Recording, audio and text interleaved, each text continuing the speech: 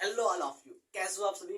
मैं आशा करता हूँ कि आप सभी मस्त होंगे, स्वस्थ होंगे और आपकी पढ़ाई भी बहुत बेहतरीन तरीके से चल रही होगी। तो बच्चों, आज की इस क्लास में मैं आपको क्या पढ़ाने वाला हूँ। मैं आपको जीव विज्ञान कक्षा 12 की प्रीवियस ईयर पेपर सोल्यूशन यानी कि प्रीवियस ईयर के जो पेपर है उसका सोल्यूशन करवाऊंगा। सेट 1 2023 पेपर कोड जो है वो है 348 CG। इसका फोटो मैंने क्या किया है, बगल में लगा रखा है सारे क्वेश्चन का, और एक एक क्वेश्चन को मैं आपको सॉल्व करवाते चल रहा हूं। अगर हम बात करते हैं तो आपको पेपर में कुछ निर्देश दिया गया है। 3 घंटे 15 मिनट पूरा समय मिलता है आपको। पूर्णांक 70 नंबर का होता है और प्रथम जो शुरुआत के 15 मिनट होते हैं वो आपको प्रश्न पत्र पढ़ने के लिए दिया जाता है। और इसमें नीचे निर्देश लिखा गया है कि सभी प्रश्नों को करना अनिवार्य है, यानी कि जितने क्वेश्चन पूछे जाते हैं सभी प्रश्नों को आपको करना होगा। और आवश्यकता अनुसार प्रत्येक प्रश्न में या फिर जिस प्रश्न में पूछा गया है उसको आवश्यकता अनुसार नामांकित चित्र भी बनाना पड़ता है। आगे क्या किया गया है कि प्रत्येक प्रश्न का जो निर्धारित अंक है, यानी कि कितने नंबर का कौन सा क्वेश्चन है, उस अंक को आगे प्रश्न के सम्मुख बराबर में लिखा गया है। तो अगर हम बात करते हैं तो हमारा पहला जो क्वेश्चन होता है वो होता है क्या है, एमसीक्यू टाइप का होता है। क्या होता है, एमसीक्यू टाइप का होता है, मल्टीपल चॉइस क्वेश्चन होता है, बहुविकल्पीय प्रश्न होता है। तो पहले क्वेश्चन में क्या हुआ है, आपके पहले क्वेश्चन में 5 प्रश्न दिया गया है, क ख ग घ अंगा करके दिया गया है, प्रत्येक प्रश्न 1 नंबर का है। चलिए अगर हम बात करते हैं पहले प्रश्न को पढ़ते हैं और उसका आंसर आपको मैं बताता हूं। पहला प्रश्न क्या है कि वेलिसनेरिया के पौधे में परागण किस माध्यम से होता है। वेलिसनेरिया क्या है, एक जल में पाया जाने वाला पौधा है। उसमें पूछ रहा है कि पॉलिनेशन किस प्रकार का होता है। ऑप्शन दिया गया है जल द्वारा, दूसरा ऑप्शन है वायु द्वारा, तीसरा ऑप्शन है कीट द्वारा, और जो अगला ऑप्शन है वो है मनुष्य द्वारा। तो इसका जो सही जवाब होगा, वेलिसनेरिया के पौधे में जो परागण की क्रिया होती है वो होती है जल के द्वारा, यानी कि ऑप्शन ए आपका सही है, जल के द्वारा इसमें परागण पाया जाता है। उसके बाद अगर हम बात करते हैं जो ख नंबर का प्रश्न है, यानी कि पहले ही प्रश्न में दूसरा प्रश्न जो है उसका क्या है, स्त्री में आवर्त चक्र सामान्यतः कितने दिन का होता है। यानी कि ये पूछ रहा है कि जो महिलाएं होती है उसमें महावरी जो होती है वो कितने दिन तक चलती है। तो इसमें ऑप्शन दिया गया है 10 से 11 दिन, 28 से 29 दिन, 25 से 26 दिन, 17 दिन का। तो इसका जो आंसर होगा वो होगा 28 से 29 दिन का। तो सेकेंड ऑप्शन है आपका वो सही है, 28 से 29 दिन। अब अगर हम बढ़ते हैं अपने अगले प्रश्न की ओर, ग में पूछ रहा है कि mRNA की सहायता से प्रोटीन संश्लेषण की प्रक्रिया क्या कहलाती है। यानी कि ये पूछ रहा है जो प्रोटीन का निर्माण होता है किससे, जो mRNA है, ठीक है, mRNA है, इस mRNA से जो प्रोटीन बनता है, इस प्रोटीन की निर्माण प्रक्रिया को क्या कहते हैं। तो भैया जो mRNA से प्रोटीन का निर्माण होता है उसको हम कहते हैं ट्रांसलेशन, यानी कि अनुनादीकरण कहते हैं। आपको ऑप्शन में क्या दिया गया है, नंबर 1 अनुनादीकरण, नंबर 2 अनुलेखन, नंबर 3 प्रतीप अनुलेखन, नंबर 4 प्रतिलिपिकरण। तो पहला ऑप्शन जो आपका है अनुनादीकरण, वो पहला ऑप्शन आपका बिल्कुल सही है। अब अगर हम बात करते हैं तो यहाँ पर क्वेश्चन जो पूछा गया है अगला चौथा नंबर पर जो है वो पूछ रहा है कि विडाल परीक्षण किस रोग की जांच के लिए किया जाता है। तो विडाल परीक्षण एक सीबीसी परीक्षण होता है, बहुत सारे परीक्षण होते हैं, मैंने आपको मानव स्वास्थ्य एवं रोग में बताया भी था। तो अगर आपकी बात करते हैं तो जो विडाल परीक्षण होता है वो किस रोग के लिए किया जाता है, तो भैया टाइफाइड रोग के लिए विडाल परीक्षण किया जाता है। ऑप्शन में क्या दिया गया है, ऑप्शन आपका दिया गया है निमोनिया, नंबर 2 दिया गया है टाइफाइड, नंबर 3 दिया गया है आपका मलेरिया, नंबर 4 दिया गया है हैजा। तो हमने अभी आपको बताया कि जो विडाल परीक्षण होता है वो टाइफाइड रोग के लिए कराया जाता है। तो इस प्रकार से आपका जो दूसरा ऑप्शन है वो बिल्कुल सही ऑप्शन है, ठीक है। अब अगर हम बात करते हैं, ये हमारे पहले प्रश्न का 4 बहुविकल्पीय प्रश्न हो गया, यानी कि 4 नंबर का आपका मैंने क्वेश्चन करवा दिया। अब चलते हैं अगर हम बात करते हैं दूसरे प्रश्न की, तो दूसरे प्रश्न में पूछ रहा है कि जैव विविधता तप्त स्थल को परिभाषित कीजिए। यानी कि मैं क्या करता हूं, इसको मिटाता हूं, उसके बाद जैव विविधता तप्त स्थल को आपको समझाऊंगा। देखिए क्वेश्चन क्या है, जैव विविधता तप्त स्थल। अब अगर हम बात करते हैं जैव विविधता तप्त स्थल क्या है, तप्त स्थल क्या है, ठीक है। तो जो आबादी बढ़ रही है, ठीक है, जंतुओं और पादपों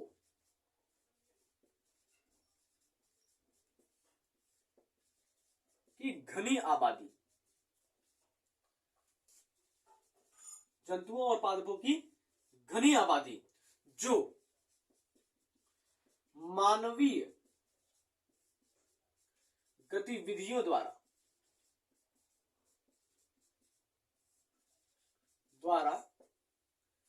क्षतिग्रस्त या नष्ट होने का सामना कर रही है।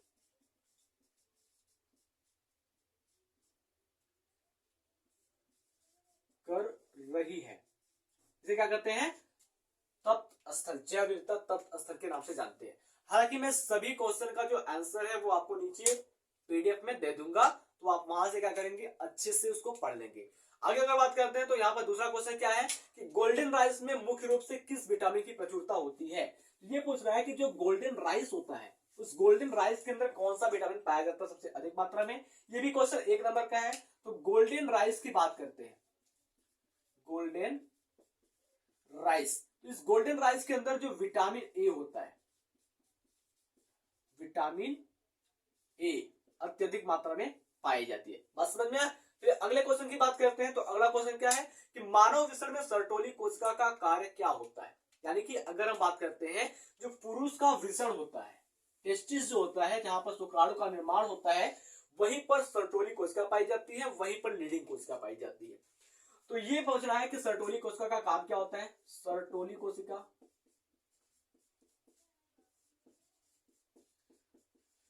सर्टोली कोशिका जो होती है भाई, वो क्या करती है, विकासशील या विकसित हो रहे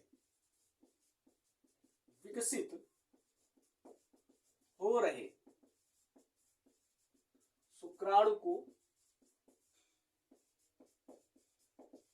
पोषण प्रदान करती है। विकसित हो रहे शुक्राणु क्या करती है, पोषण प्रदान करती है, पोषण देती है। उसके बाद अगर हम बात करते हैं तो इसी विषय के अंदर एक पाई जाती है लीडिंग कोशिका। लीडिंग कोशिका, तो ये लीडिंग कोशिका का काम क्या होता है भैया, ये एक हार्मोन निकालता है। क्या निकालता है? हार्मोन निकालता है। उस हार्मोन का नाम क्या है? टेस्टोस्टेरॉन। टेस्टोस्टेरॉन नाम का जो हार्मोन होता है वो लीडिंग कोशिका से निकलती है। ये आपका क्या है भाई, ये आपका है दूसरे क्वेश्चन का घ, जो कि 1 नंबर का है। मैंने ये बता दिया, आपको आसानी से आपको याद भी हो जाएगा। चलिए आगे पूछ रहा है कि ये पेनिसिलिन की खोज किसने की थी। पेनिसिलिन क्या है भाई, एक प्रकार का प्रतिजैविक है। इस पेनिसिलिन की खोज अलेक्जेंडर फ्लेमिंग ने किया था। एक पौधे का नाम है पेनिसिलियम नोटेटम, उससे इन्होंने निकाला था अलेक्जेंडर फ्लेमिंग ने। ठीक है, तो ये आपका दूसरे क्वेश्चन का 5वां क्वेश्चन हो गया, जो कि आपको 1-1 नंबर दिलाएंगे। तो इस प्रकार से पहले के 4 क्वेश्चन आपको 4 नंबर, ये दूसरे क्वेश्चन का 4-5 क्वेश्चन आपको 5-4 9 नंबर दिला दिए। आगे बात करते हैं तो अगला क्वेश्चन क्या हो गया, चिकित्सीय संगर्भता समापन से आप क्या समझते हैं। थोड़ा सा क्वेश्चन पेपर को मैं आगे कर लूं। चिकित्सीय संगर्भता समापन से आप क्या समझते हैं। ये पूछ रहा है कि भैया ये चिकित्सीय संगर्भता समापन क्या होता है। तो इसका जो उत्तर होगा, उस उत्तर को अगर मैं आपको बताऊं, गर्भावस्था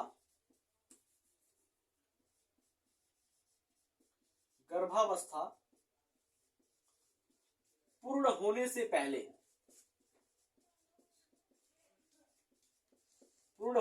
पहले इच्छानुसार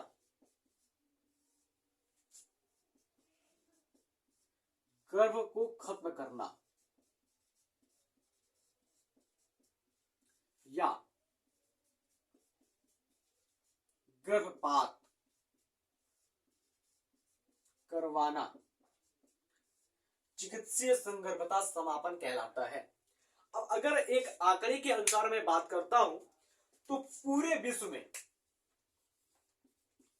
पूरे संसार में प्रतिवर्ष 4.5 से 5 करोड़ गर्भपात कराया जाता है। ठीक है, इसका मतलब क्या होता है, 4.5 से 5 करोड़ गर्भपात पूरे वर्ष में, पूरे संसार में कराया जाता है। ये आपका हो गया तीसरे क्वेश्चन का पहला प्रश्न, जो आपको 2 नंबर दिलाएगा। इसके बाद अगर हम बात करते हैं तीसरे क्वेश्चन का दूसरा प्रश्न, दूसरे प्रश्न में ये क्या पूछ रहा है, दूसरे प्रश्न में ये पूछ रहा है कि यदि डीएनए हेलिक्स के एक स्ट्रैंड में नाइट्रोजन क्षारों की समाक्षारों का क्रम निम्नवत है, यानी कि नीचे दिया गया है नाइट्रोजन क्षारों का क्रम, adenine, thymine, guanine, cytosine, adenine, thymine, cytosine, guanine, adenine, thymine, इस प्रकार से आपको दिया गया है। और ये चल कैसा रहा है, ये चल रहा है 5 डैश से 3 डैश की ओर। ठीक है, क्या चल रहा है, ये 5 डैश से 3 डैश की ओर चल रहा है। और ये पूछ क्या रहा है कि इसका जो पूरक होगा, नीचे वाला जो स्टैंड जो 3 डैश से 5 डैश की ओर चलेगा, 3 डैश से 5 डैश की ओर चलेगा, क्या इसमें नाइट्रोजन क्षार पाए जाएंगे। तो आपको अगर हम बताते हैं बहुत आसानी तरीके से आप कर लेंगे। ये क्वेश्चन बहुत सरल तरीका से हो जाएगा और ये क्वेश्चन है भी बहुत सरल। ठीक है, बाएं हाथ का खेल है आपका। आपको पता है कि भाई जो डीएनए होता है वो द्विकुंडलित होता है। इस प्रकार से क्या होता है आपका डीएनए द्विकुंडलित होता है, आपको अच्छे से पता है। और प्रत्येक में क्या होता है, नाइट्रोजन क्षार पाया जाता है।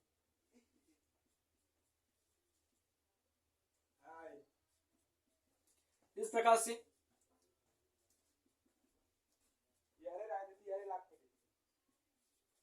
नाइट्रोजन क्षार पाया जाता है। तो आपको थोड़ा सा आइडिया लग गया होगा कि आपको पता है कि जब भी एडेनिन होगा तो एडेनिन के सामने थाइमिन आएगा, साइटोसिन होगा तो उसके सामने ग्वानिन आएगा, ग्वानिन होगा तो उसके सामने साइटोसिन आएगा। ठीक इसी प्रकार से क्या है, अगर आपको एडेनिन दिया गया तो उसके नीचे क्या करना है, दूसरे स्टैंड में थाइमिन जोड़ना है। अगर थाइमिन दिया गया तो क्या नीचे जोड़ना है, एडेनिन जोड़ना है। ऊपर वाले में ग्वानिन दिया है तो नीचे वाले में साइटोसिन जोड़ना है। तो इस प्रकार से आप क्या करेंगे, इस प्रश्न को भी हल कर लेंगे। मिल गया आपको 2 नंबर फिर से। चलिए आगे अगर हम बात करते हैं तो अगला प्रश्न क्या है हमारा, अगला प्रश्न ये है कि एक प्रतिरक्षी अणु का केवल नामांकित चित्र बनाइए। यानी कि ये कह रहा है कि एक एंटीबायोटिक का क्या करना है, आपको केवल चित्र बनाना है और उसमें नाम लिखना है, उसके बारे में डिस्क्राइब नहीं करना है। चलिए इसको भी हम आसानी से कर लेते हैं। तो क्या होता है कि एक प्रतिरक्षी अणु में क्या होता है, 2 प्रकार के स्टैंड पाए जाते हैं। एक क्या होता है, एक आपका दीर्घ स्टैंड होता है और एक क्या होता है आपका लघु स्टैंड होता है। ठीक है,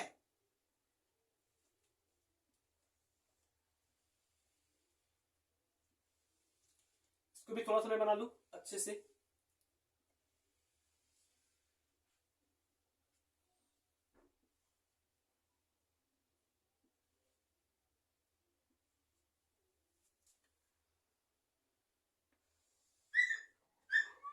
इस प्रकार से क्या होता है आपका, ये स्टैंड बना होता है।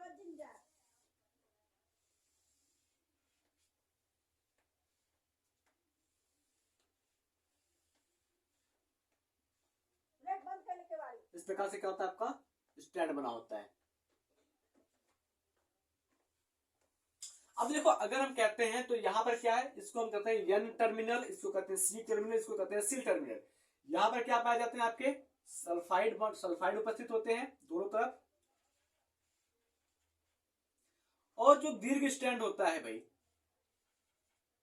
उसमें क्या होते हैं, 2 सल्फाइड बॉन्ड पाए जाते हैं दीर्घ स्टैंड में, इस प्रकार से। ठीक है, उसके बाद अगर हम बात करते हैं तो यहां पर भी क्या है, सल्फाइड बॉन्ड आपका उपस्थित है।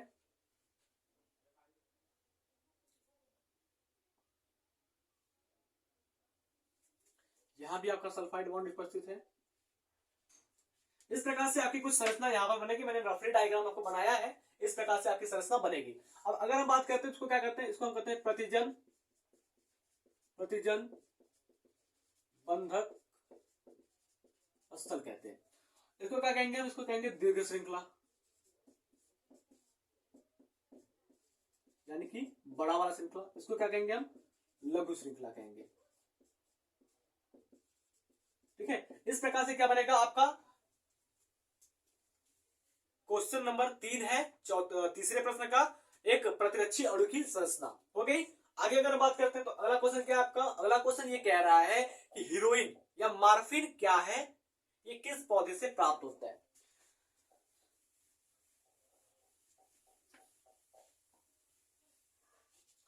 अब अगर हम बात करते हैं हीरोइन या मॉर्फिन क्या है भाई, देखो हीरोइन जिसको हम कहते हैं मॉर्फिन, एक नशीला पदार्थ है, एक नशीला पदार्थ है जो हमारे शरीर की गतिविधियों को, जो हमारे शरीर के गतिविधियों को को धीमा कर देता है।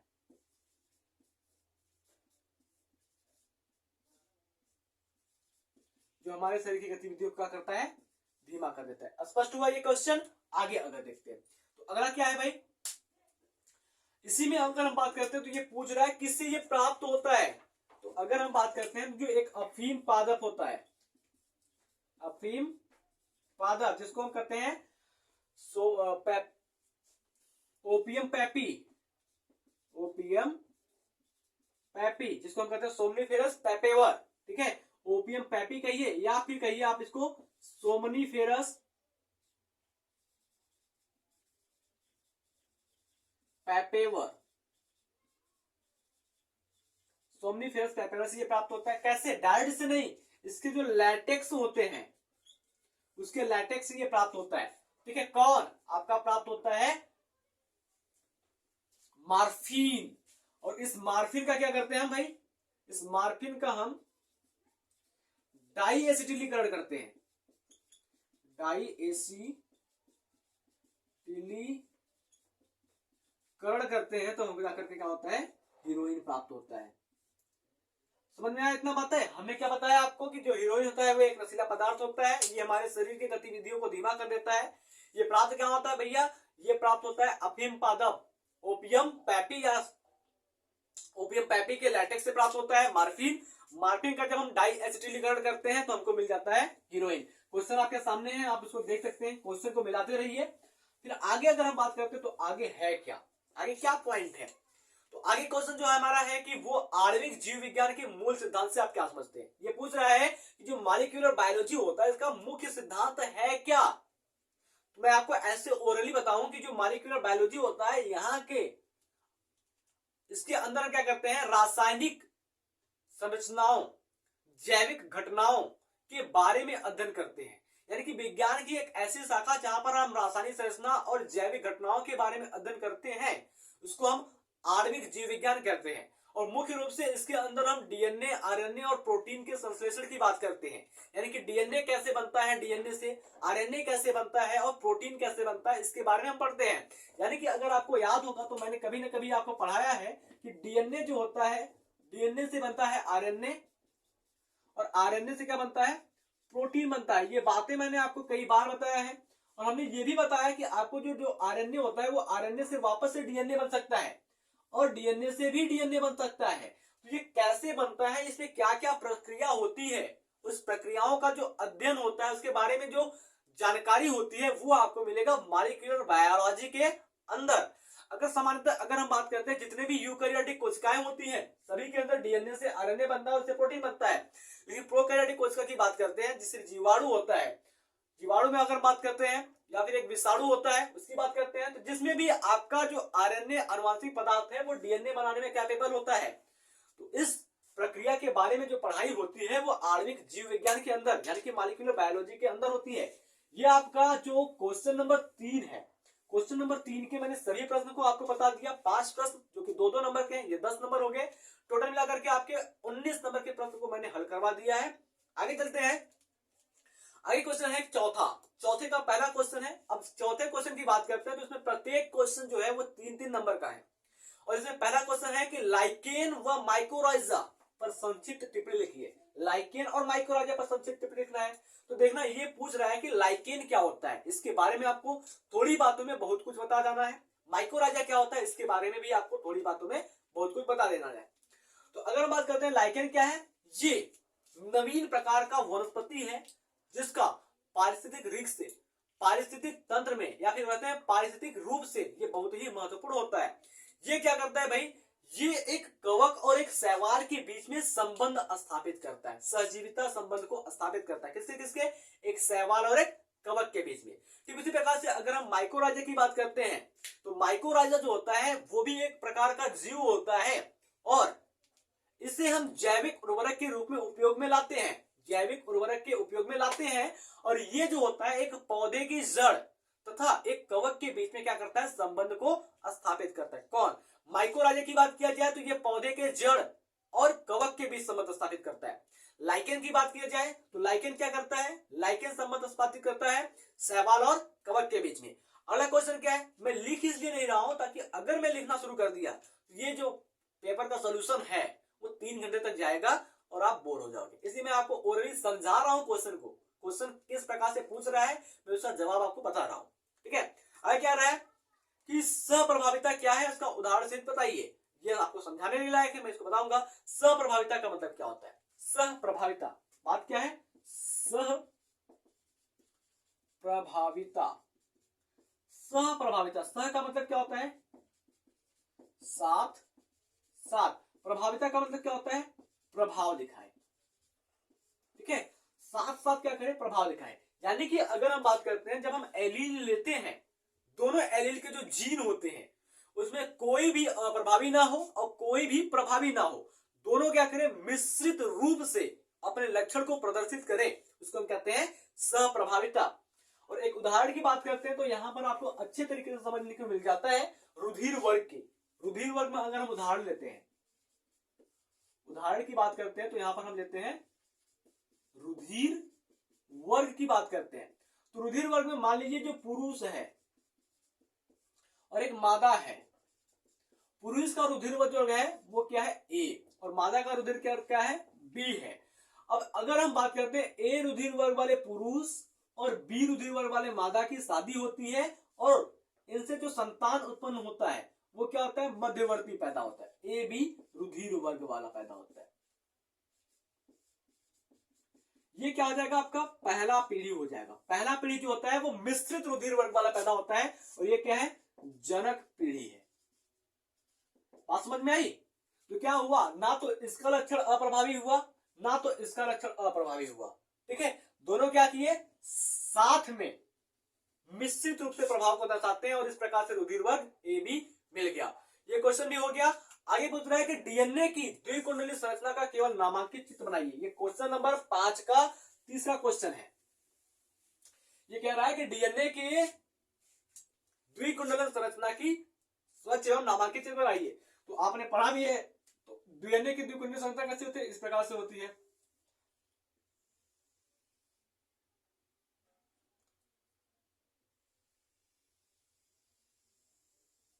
ठीक है, इस प्रकार से होती है। यहां पर क्या होता है, एक मध्य अक्ष होता है, इसमें क्या होता है, नाइट्रोजन क्षार लगे होते हैं।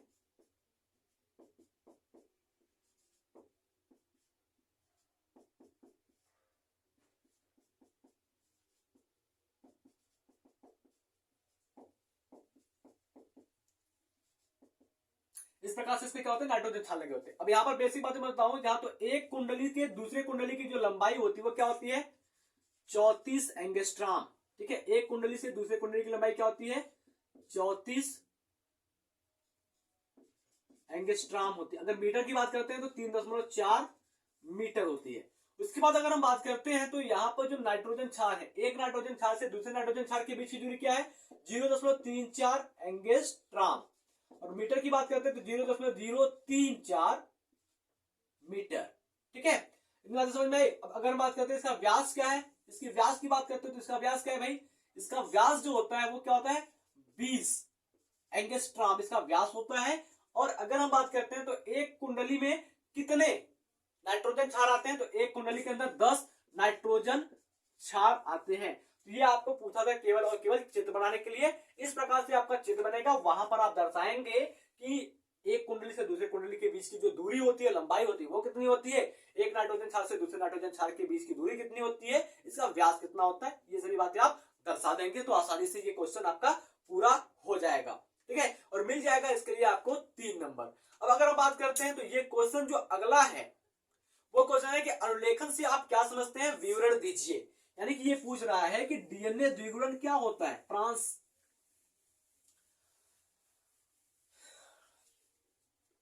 डीएनए रेप्लिकेशन के बारे में पूछ रहा है।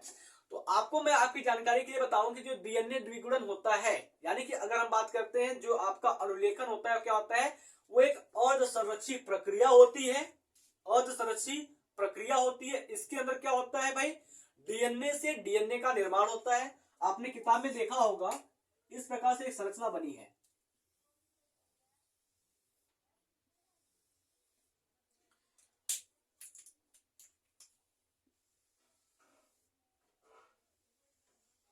इस प्रकार से आपकी संरचना बनी है। ये डीएनए हो गया भाई, पुराना डीएनए हो गया।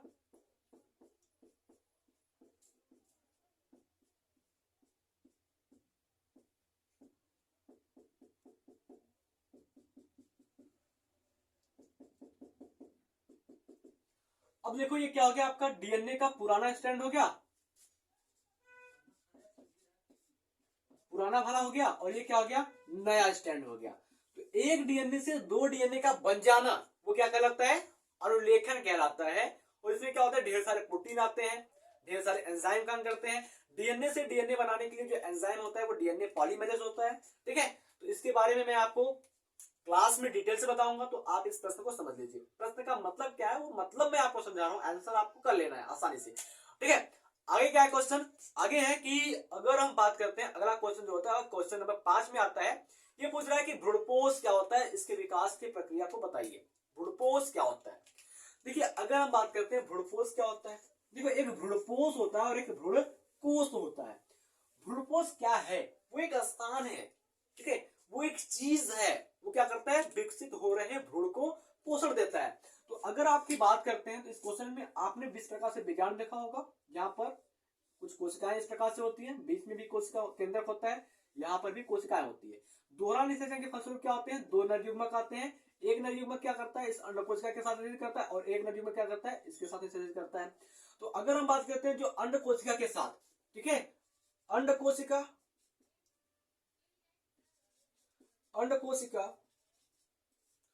प्लस नरयुग्मक,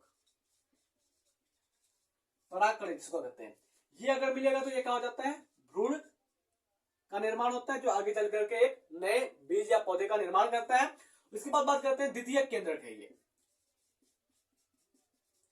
द्वितीयक केंद्रक प्लस नरयुग्मक,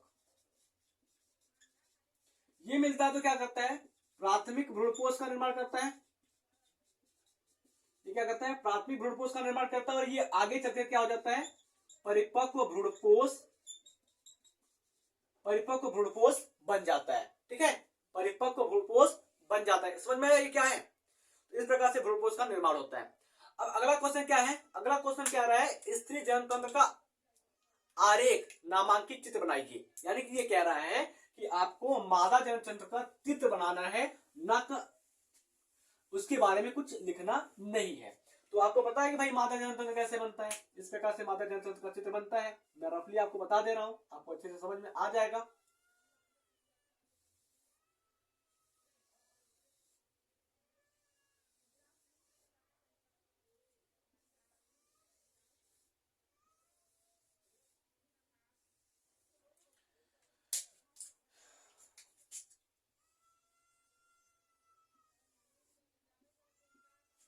इस प्रकार से क्या होता है, मादा जननतंत्र का चित्र बनता है।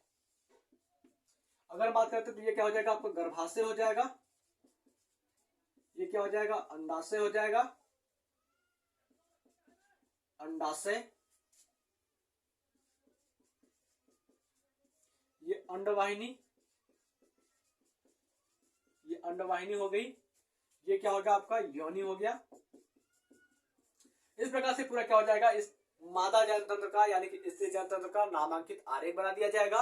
उसके बाद ये पूछ रहा है कि लिंग संलग्न वंशागति को परिभाषित कीजिए। हीमोफीलिया और वर्णांतता के मध्य, फिर से प्रश्न करता हूं, लिंग संलग्न वंशागति को परिभाषित कीजिए, हीमोफीलिया और वर्णांतता के माध्यम से इसे समझाइए। ठीक है, तो लिंग संलग्न का मतलब क्या होता है, लिंग संलग्न एक प्रकार के रोग उत्पन्न करने वाला प्रक्रिया होता है।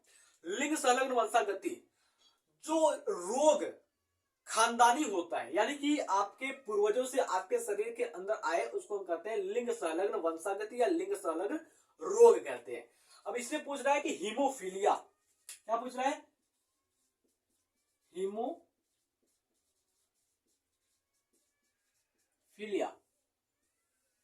और वर्णांधता,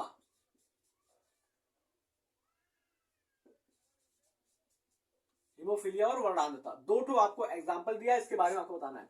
अगर हम बात करते हैं जो हीमोफीलिया होता है, हीमोफीलिया में क्या होता है, एक गुणसूत्र में परिवर्तन हो जाता है, जिस वजह से हीमोफीलिया रोग उत्पन्न होता है।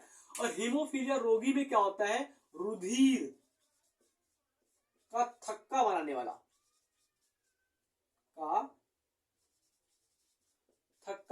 वाला जीन जो होता है वो अप्रभावी होता है। रुधिर का थक्का बनाने वाला जो जीन होता है वो अप्रभावी होता है। अब ये किस प्रकार से फैलता है संतानों में, अगर हम बात करते हैं, कोई पुरुष है, ठीक है, देखो जितने भी वंशागति रोग होते हैं वो यक्ष लिंग संलग्न होते हैं, यक्ष क्रोमोसोम पर उपस्थित होते हैं। तो क्या होगा, ये रोगी क्या है, हीमोफीलिया का है, पुरुष है, हीमोफीलिया का रोगी है, और ये मादा है। अब अगर हम बात करते हैं इन दोनों का युग्मक निकाल लें, क्रॉस कराएंगे,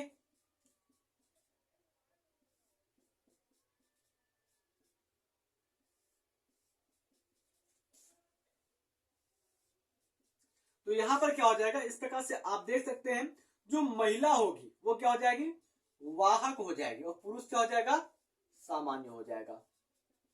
अब क्या हो जाएगा, एक वाहक महिला की बात करते हैं, हीमोफीलिया रोग की वाहक महिला, और एक सामान्य पुरुष की बात करते हैं।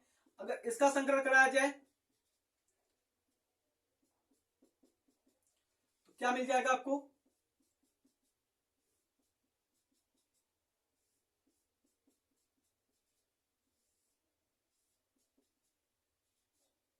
क्या मिल जाएगा आपको, एक सामान्य पुत्र और पुत्री मिल जाएंगे, एक वाहक पुत्री और एक रोगी पुत्र मिल जाएगा। ये हीमोफीलिया हो गया। सेम इसी प्रकार से आपका वर्णांधता होता है। वर्णांधता की बात करते हैं तो वर्णांधता में हरे और लाल रंग में विभेदन नहीं हो पाता। अगर हरे रंग का वर्णांधता है जिसको हम कहेंगे प्रोटोस्टोमिया, और लाल रंग का वर्णांधता है तो उसको कहेंगे ड्यूटेरोस्टोमिया, ठीक है। और वर्णांध रोगी को रेलवे में नौकरी नहीं दी जाती। हो गया इतना। आगे क्या है, ये पूछ रहा है कि मेंडल की प्रभाविता का नियम का वर्णन कीजिए। मेंडल का प्रभाविता नियम क्या है, तो मेंडल की जो प्रभाविता का नियम क्या है, वो है एक गुण संकरण, ठीक है, एक संकर संकरण की बात कर रहा है यहां पर। तो अगर हम बात करते हैं एक संकर संकरण में क्या लिया था मेंडल ने, एक लंबा पौधा लिया था शुद्ध लंबा, और एक क्या लिया था, शुद्ध बौना पौधा लिया था। दोनों का युग्मक निकाला था इन्होंने इस प्रकार से, और क्या किया था, आपस में हमने संकरण करा दिया था इन्होंने, और आपको मिल गया था F1 पीढ़ी में, F1 पीढ़ी में आपको क्या मिल गया था, संकर लंबा, संकर लंबा। यानी कि अगर हम बात करते हैं जो शुद्ध लंबा वाला है और ये शुद्ध बौना वाला है, शुद्ध लंबा वाला क्या कर रहा है, शुद्ध बौने वाले पे क्या कर रहा है, अपना प्रभाव डाल रहा है, कैपिटल टी वाला अपना लक्षण प्रदर्शित कर रहा है। इतनी बातें समझ में आई। चलिए आगे बात कर रहा है कि अनुवांशिक कूट की प्रमुख विशेषता क्या है। अगर हम बात करते हैं जो अनुवांशिक कूट होता है वो क्या होता है, लगातार पढ़े जाते हैं। अनुवांशिक कूट क्या होते हैं, लगातार पढ़े जाते हैं। जैसे अगर हम बात करते हैं यहाँ पर क्या करते हैं, AUU, AGG, ठीक है, GUA, इस प्रकार से ये लगातार पढ़े जाते हैं। और अगर हम बात करते हैं तो अनुवांशिक कूट के लिए कितने होते हैं, 61 अमीनो अम्ल होते हैं, ठीक है, 61 अमीनो अम्ल होते हैं, जिसमें से क्या होते हैं, 60 अमीनो अम्ल जो होते हैं वो प्रोटीन संश्लेषण का निर्माण करते हैं। बाकी जो एक होता है वो क्या करता है, इसको बंद करने का काम करता है, प्रोटीन संश्लेषण को रोकने का काम करता है। समझ में आया, डिटेल से आप पढ़ लेंगे, आपको मैं नीचे नोट्स दे दूंगा वहां पर। आगे बात करते हैं, ये पूछ रहा है कि अगर हम बात करते हैं टाइफाइड व न्यूमोनिया रोग के जनक कौन है और इसके लक्षण बताइए। बहुत ही आसान क्वेश्चन है। अगर हम बात करते हैं तो टाइफाइड जो रोग होता है, टाइफाइड जो रोग होता है वो साल्मोनेला,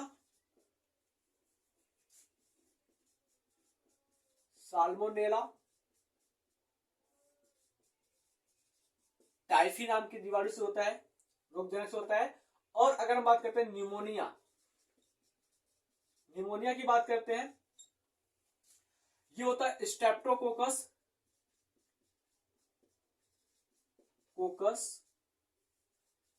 न्यूमोनी से, स्ट्रेप्टोकोकस न्यूमोनी से होता है। बात समझ में आया। अब अगर इसके लक्षण की बात करते हैं, जो टाइफाइड होता है इसमें क्या होता है, बुखार होता है, भूख नहीं लगती है, ये इसके लक्षण है क्या।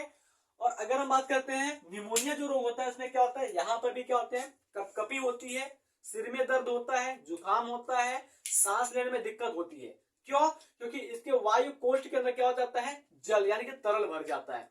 आगे क्वेश्चन क्या है, आगे क्वेश्चन पूछ रहा है कि जैव विविधता से आप क्या समझते हैं, इसके संरक्षण एवं विधियों की विधि को विस्तार से लिखिए। ठीक है, ये क्वेश्चन का भी मैं आंसर आपको क्या करूंगा, नोट्स में दे दूंगा, क्योंकि ये क्वेश्चन जो है बहुत बड़ा है। तो ये पूछ रहा है कि जैव विविधता होता क्या है, बायोडाइवर्सिटी होता क्या है, इसके बारे में आप क्या जानते हैं, ये किस प्रकार से विस्तार से समझाया जा सकता है, या विस्तार रूप से इसको आपको समझाना है। अगला क्वेश्चन इसमें क्या है, सातवां क्वेश्चन जो है वो गलती से मैंने आठवां क्वेश्चन पढ़ दिया था। सातवां क्वेश्चन क्या है, जैव प्रौद्योगिकी पर निबंध लिखिए। जैव प्रौद्योगिकी यानी कि बायोटेक्नोलॉजी के बारे में आपको लिखना है। थोड़ी सी बातें मैं बता रहा हूं आपको बायोटेक्नोलॉजी के बारे में। जो बायोटेक्नोलॉजी यानी कि जैव प्रौद्योगिकी होती है, वहां पर क्या किया जाता है, सूक्ष्म जीवों और उनसे प्राप्त एंजाइमों का उपयोग करके मानव के लिए नए पदार्थ का निर्माण किया जाता है, ये जैव प्रौद्योगिकी कहलाता है। जैव प्रौद्योगिकी के अंदर अनुवांशिक इंजीनियरिंग आता है, यानी कि जेनेटिक इंजीनियरिंग आता है, जीन क्लोनिंग संवाहक आता है। जैव प्रौद्योगिकी के द्वारा ही हम रोग प्रतिरोधक जातियों की प्राप्ति कर सकते हैं। ठीक है, उसके बाद हम बात करते हैं यहां पर पुनर्संयोजन डीएनए का निर्माण कर सकते हैं। इस प्रकार से आप ढेर सारे बात पॉइंट को आप इसमें लिख सकते हैं। आगे क्या कर रहा है कि क्वेश्चन पूछ रहा है कि मानव के शुक्राणु व अंडाणु की सचित्र वर्णन कीजिए। सिंपल सा है आपको भैया, नर युग्मक और मादा युग्मक क्या करना है, चित्र बनाना है। ठीक है, नर युग्मक और मादा युग्मक का क्या करना है, चित्र बनाना है, उसको आप आसानी से बना सकते हैं। ठीक है, रफली डायग्राम में बनाऊं यहाँ पर, तो इस प्रकार से आपका जो होता है वो शुक्राणु हो जाएगा। ठीक है, शुक्राणु हो जाएगा, या फिर आपको अच्छे से बता देता हूं मैं।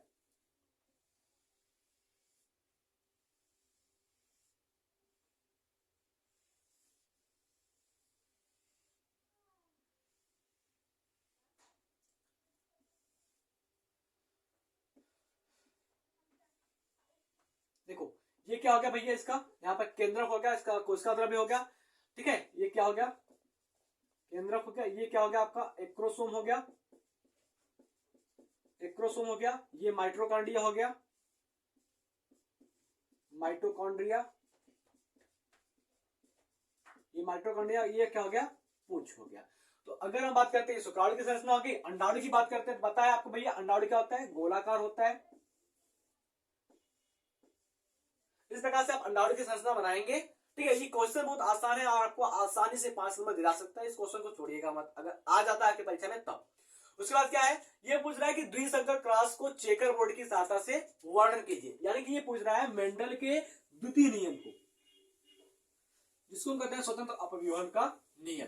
तो जैसे कि मेंडल ने प्रभाविता के नियम में क्या किया था, किसी एक लक्षण को लिया था, और अगर हम बात करते हैं तो यहां पर क्या होगा, मेंडल ने दो नियमों को, दो लक्षण को एक साथ लेकर के क्रॉस कराया था। तो आपकी किताब में जो दिया गया है वो क्या है, आपको दिया गया है एक बीज की आकृति,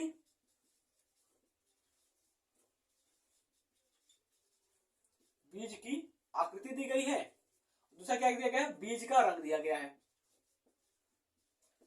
बीज की आकृति में आपको दिया गया गोल झुर्रीदार, और रंग में दिया गया आपको पीला हरा। ठीक है, तो दोनों का उन्होंने युग्मक निकाला, तो उनको मिला क्या, गोल पीला।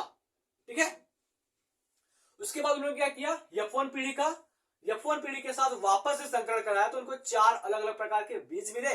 फिर उन चारों का क्या किया, उन्होंने चेकर बोर्ड बनाया इस प्रकार से।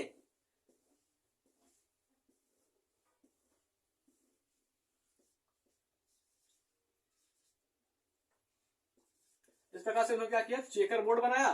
फिर उसके बाद उन्होंने क्या कर दिया, इसका संकरण करा दिया।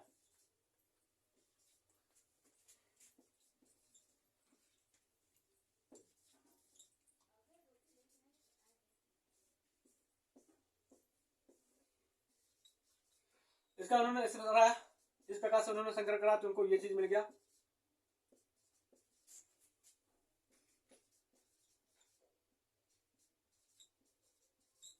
इस प्रकार से उनको मिलता चला गया।